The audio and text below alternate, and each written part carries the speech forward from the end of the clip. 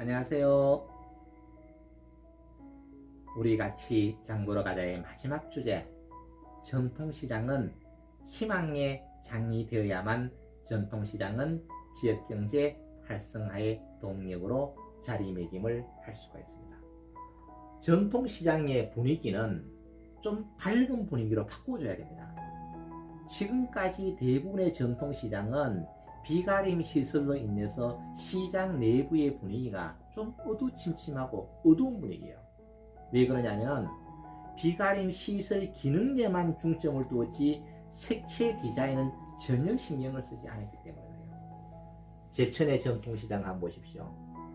비가림 시설을 했지만 기둥과 간판 전체를 색채 디자인을 입힘으로 인해서 시장이 뭔가 생동감이 넘치는 것으로 보이는 거죠. 바로 옆 시장은 이와 같은 디자인을 적용하지 않았어요. 그러니까 어두침침해요. 사람들도 별로 없어요. 이 시장은 사람들이 많다는 얘기죠. 즉 어떠한 것 단순하게 하나만 바꾸었는데도 이와 같이 분위기는 완전히 달라지더라. 이제는 어떤 조형물을 설정할 때 기능적인 측면만 강조해서는 절대로 안 된다. 문화적인 측면, 예술적인 측면이 동시에 강조되어야만 그 조형물의 진가를 발휘할 수 있다는 얘기죠. 전통시장도 이제는 문화예술 공간이 되어야 된다는 것을 분명히 명심을 해야 된다는 얘기죠. 단순하게 물건을 사고 파는 공간이 아니다. 문화를 향유하는 공간이다. 문화예술 공간이다라는 것을 분명히 인식한다면 이와 같은 문제는 앞으로 개선이 되리라고 봅니다. 그리고 전통시장은 물건을 청결해야 합니다. 위생적이어야 됩니다. 과거에는 그냥 판매대 위에 수북이 쌓아놓고 먼지가 날리든 말든 그냥 팔면 됐지만 지금은 그런 시대가 지나버렸습니다.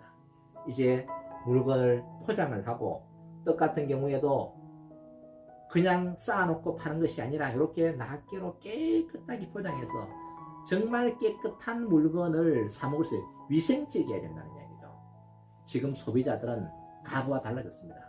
소비자들의 생각은 21세기를 달려가고 있는데 판매자의 생각이 18세기 수준에서 판매를 한다면 소비자의 구매 욕구를 충족시켜 줄 수가 없다는 얘기죠.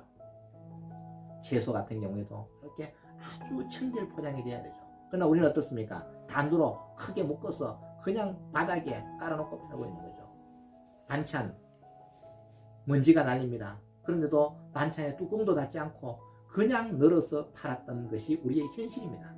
이제 이와 같은 개념에서 완전히 탈바꿈하면 전통시장은 지저분한 곳이 아니다. 비위생적인 곳이 아니라는 인식을 확실하게 심어줘야 됩니다. 전통시장도 백화점 이상의 위생적인 것을 강조되어야만 많은 시민들, 많은 관광객들이 전통시장에서 물건을 사게 된다는 것을 우리는 명심을 해야 됩니다. 그리고 전통시장은 이색적인 상호로 감성을 노출해야 됩니다. 우리가 보면은 무슨 상해, 영양상해, 안동상해, 고추상해 의미 없는 이름보다는 좀 뭔가 상호 자체도 좀 의미 있게 만들어줘야 되겠죠. 여기 보면은 상호가 이런 상호가 있어요. 적당히 벌고 아주 잘 살자. 시장 벽면에 붙어 있는 거예요. 그러면 이런 거 딱 들어보면 뭔가 좀 의미가 있잖아요. 근데 우리는 불조심 이런 거 붙어 있는 거예요. 쉽게 이야기하면. 그래서 뭔가 재미있는 문구를 만들어서 곳곳에 배치함으로써 소비자가 좀 생각할 수 있게끔 만들어줄 수 있는 이러한 내용이 필요하다는 이야기죠. 여기에 간판 한번 보십시오. 떡집입니다. 우리는 떡집 하면 어떻게 됩니까? 안동 떡집, 고시장 떡집 이렇게 하죠. 이 집 떡이 괜찮아요. 이런 문구를 만들어내야 된다는 거죠. 이것이 지금 전주 남부시장의 청년몰입니다. 청년들의 생각은 우리 기성세대의 생각과 완전히 다르다는 이야기죠. 이렇게 되니까 사람들이 찾아온다는 이야기입니다. 공방입니다. 공방. 근데 우리는 무슨 공방 이렇게 하죠. 여기는 우리가 흔히 말하는 독수공방 이렇게 말하면 뭔가 새로운 의미를 부여하게 되는 것이죠. 그래서 간판의 제목도 좀 이색적인 상호로 만들어줘야 된다. 하늘정원 뭔가 좀 이색적이죠. 그래서 일반적인 개념의 상의 이름에서 좀 더 뭔가 의미를 부여한다면 전통시장은 이야기가 있는 공간으로 완전히 바뀌어지는 것이죠. 또 전통시장은 친밀감이 느껴져야 돼요. 거기 가니까 가보고 싶더라. 단순하게 물건만 사려면 전통시장 갈 필요가 없습니다. 교통통신이 발달돼 있고 유통환경이 변화되어 있어요. 집에서 인터넷을 주문하면 문 앞까지 배달해주는 시대가 있습니다. 그런데 전통시장에 왜 가겠어요? 전통시장에 가면 뭔가가 문화가 있는 공간에 볼거리가 있다, 먹을거리가 있다, 찍을거리가 있다, 즐길거리가 있다, 살거리가 있다. 뭔가 좀 느낄 수 있어요. 오감을 만족하는 시장이 되어야만 전통시장에 가는 거예요. 그런데 우리의 전통시장은 지금 어떻습니까? 오감을 자극하기에는 아직도 많이 부족하다. 오감을 자극하는 전통시장으로 거듭 태어나지 않으면 우리의 전통시장의 미래는 없다고 보는 것입니다. 이와 같이 캐릭터를 만들어서 친감을 느끼게 하고 또 추억의 조형물을 만들어 놓고 포토존도 만들어서 전통시장에 가면 그때 그 당시에 아름다운 연상할 수 있겠지 이런 느낌이 들도록 만들어주는 것이 무엇보다 중요합니다. 문경의 전통시장입니다. 문경하면 사과가 유명하죠. 사과하면 또 오르는 게 뭡니까? 백설공주입니다. 이와 같은 조형물을 시장 내에 만들어놨죠. 과거에는 상상도 못할 일이죠. 그러나 이제는 시대가 변했죠. 시장에 스토리가 들어야 됩니다. 문화가 들어야 됩니다. 예술이 들어야 된다는 얘기죠. 그래야만 시장이 생동함이 넘치고 사람이 모인다는 얘기죠. 그래서 이러한 스토리를 시장에 많이 부여를 해야 된다. 전주의 남부시장 청년몰 아주 대표적으로 성공한 사례입니다. 전주의 남부시장의 청년몰 한번 보십시오. 우리 안동의 신시장의 청년몰, 신시장의 가게의 분위기는 60년대 70년대 분위기예요. 청년몰을 만들면서 그 가게는 모두가 현대식 건물로 디자인으로 다 바꿔버렸어요. 그러나 지금 어떻습니까? 청년몰은 대부분 폐업이 되어 있고 한두 군데만 장사를 하고 있어요. 그러나 전주의 남부시장 청년몰 보십시오. 이 문틀을 한번 보십시오. 옛날 그대로죠. 우리 같으면 이 문틀을 다 뜯어내고 뭐로? 알루미늄 사시로, 유리통문으로 전부 현대식으로 다 바꿨어요. 그러나 전주 남부시장은 그렇게 바꾸지 않았어요. 새로운 그림을 갖다 놓고 이미지 중심으로 뭔가 오히려 과거 지향 쪽으로 가버리는 거죠. 그러니까 성공을 하는 거예요. 남부시장의 청년몰의 상가 안내도 한번 보십시오. 우리가 일반적으로 생각하는 안내도와는 전혀 틀립니다. 그리고 이러한 문구를 한번 보십시오. 우물쭈물하다간 품절이다. 청년들의 기발한 아이디어가 여기에 나타나 있는 거죠. 그러니까 청년몰이 성공을 하는 겁니다. 청년몰이 성공하니까 전주 남부시장의 야시장도 동반성장하는 거죠. 야시장이 성장하니까 또 청년몰이 성장하는 거죠. 청년몰 안에 있는 벽에 있는 그림들입니다. 문화공간이죠. 그리고 가게가 문을 닫았어요. 문을 닫으면 좀 뭔가 재미가 없잖아요. 그러니까 문을 닫았지만 가게 앞에 이와 같은 그림 현수막을 탁 그려서 이 예술 작품 같은 공간을 연출해 주고 있는 거죠. 정말 작은 배려가 소비자와 관광객들에게 감동을 준다는 것을 우리가 반드시 명심해야 돼요. 우리는 문 닫으면 어떠세요? 문 닫으면 그만이지 그 다음을 생각하지 않아요.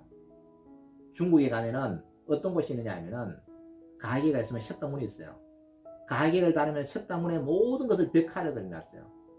수십 개의 가게가 문을 딱 닫으면은 벽화 거리로 바뀌어버립니다. 가게는 장사를 하지 않지만 관광객들은 그 벽화를 보기 위해서 또 오는 것이죠. 낮에는 물건 파는 공간, 가게가 문을 닫을 때는 문화의 거리, 예술의 거리로 탈바꿈시켜 준다는 얘기죠. 이제 시장은 문화의 공간으로 변하고 있다는 사실을 우리는 인식을 해야 됩니다. 전라도 곡성의 기차마을 주변에 있는 플리마켓입니다. 우리는 전통시장을 활성화시키다 플리마켓을 하면 어떻게 합니까? 일단 텐트를 치고 그 다음에 장사를 하고 집에 갈 때 텐트 걷습니다. 텐트 치고 벗기고 엄청난 시간과 비용이 듭니다. 여기에는 둔치입니다. 이와 같은 조형물은 상시 설치되어 있는 겁니다. 플리마켓이 오면은 물건을 팔고자 하는 사람은 자기 물건 파는 것만 들고 와서 팔고 가면 그만이에요. 기존에 있는 시설물을 그대로 활용하기 때문에 추가적인 비용이 전혀 들지 않는다는 이야기죠. 이와 같이 함으로 인해서 경기가 활성화되는 거죠. 플리마켓에서 텐트 비용 주고 뭐 주고 하다 보면 다 물건 값이 올라가거나 아니면 손해를 보게 되겠죠. 이러한 것들은 아주 중요하게 우리가 벤치마킹을 해야 될 사람입니다. 또 사람을 모으기 위해서 이러한 연주, 하모니카 연주, 색소폰 연주, 또 노래자랑을 이 인근에서 자유롭게 하는 거죠. 그래 와서 배가 고프면 시장에 가서 우동도 사 먹을 것이고 또 흥이 나면 막걸리도 한 잔 사 먹게 됩니다. 자연스럽게 시장으로 모여들 수 있는 이러한 환경을 만들어주는 것이 중요합니다. 그리고 조금 전에도 설명드렸다시피 아케이트는 단순한 기능적인 측면만으로 하는 시대는 끝이 나버렸다. 아케이트도 조형물입니다. 문화적인 요소에 예술적인 감각을 집어넣어야 됩니다. 이렇게 집어넣음으로 인해서 아케이트가 하나의 조형물로 제주의 올러시장 이중석 화가의 그림을 갖다 놓았죠. 뭔가 그 지역의 그 시장의 특색에 맞는 조형물, 이미지를 만들어내야 된다. 기능적인 요소만 가지고는 이제는 한계가 온다는 것을 알 수가 있는 것이죠. 그리고 야시장은 아주 중요합니다. 안동에도 많은 관광객들이 찾아옵니다.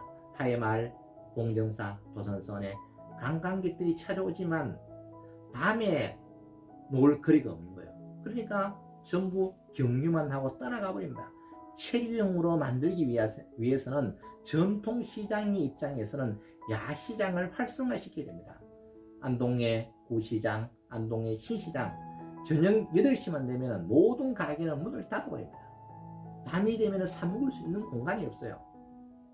이것을 회복하기 위해서는 새로운 먹거리 문화가 도입이 돼야 하는 거죠. 낮에 상가하는 사람은 그냥 문을 닫더라도 그 거리를 이용해서 포장마차들이 즐비하게 나타나서 야시장을 새롭게 형성해야 된다. 이 좋은 사례가 바로 전주 남부시장의 사례라는 거죠. 이와 같이 많은 사람들이 밤에도 올 수 있어야 합니다. 그래야 시장이 살아가는 거죠. 낮은 낮대로, 밤은 밤대로, 낮도깨비, 밤도깨비를 다 모아야 되는 거죠. 우리는 현재 낮에만 주력을 하고 있죠. 밤이 되면 폐허가 됩니다. 그러나 실제로 수입은 밤에 훨씬 더 많이 일어난다는 것을 우리는 분명히 생각해야 된다.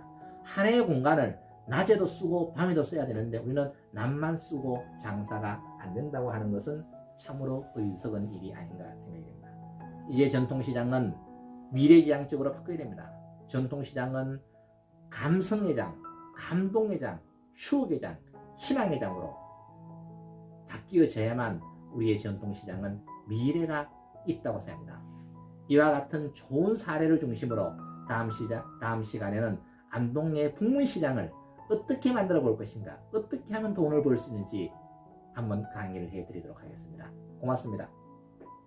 구독자 여러분 만나서 반가워요. 앞으로 많이 애독해 주시고 구독 꼭 눌러주세요.